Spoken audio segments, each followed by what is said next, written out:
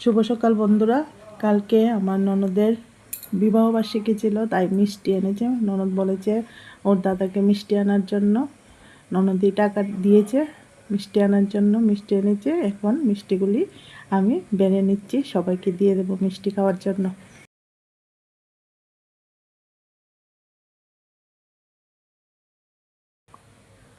দেখো তোমরা সবাই কে কে ভালোবাসো মিষ্টি খেতে, আসো আমাদের বাড়িতে।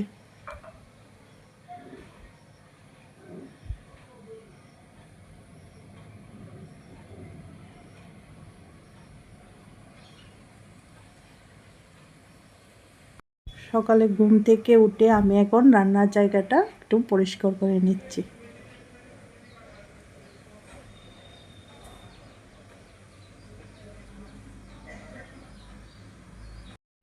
তারপর সকালে বিরাটকে টিফিন সাজিয়ে দিচ্ছি,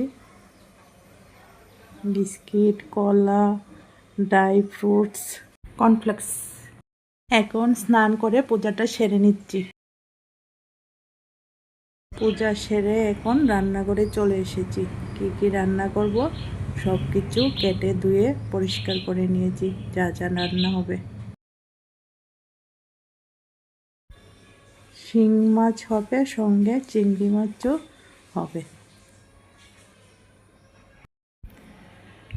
বিরাটের জন্য ডিমের ঝোল করা হবে। ভাত হয়ে গেছে, পটল ভাজাও হয়েছে, শিং মাছের ঝোল,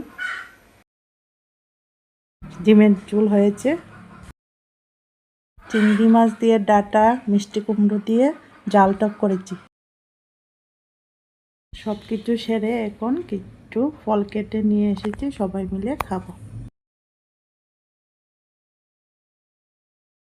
টাটা, বাই বাই। আজকে এখানেই আমার ব্লগ শেষ করলাম। কালকে তোমাদের সঙ্গে আবার দেখা হবে। সবাই ভালো থাকবে।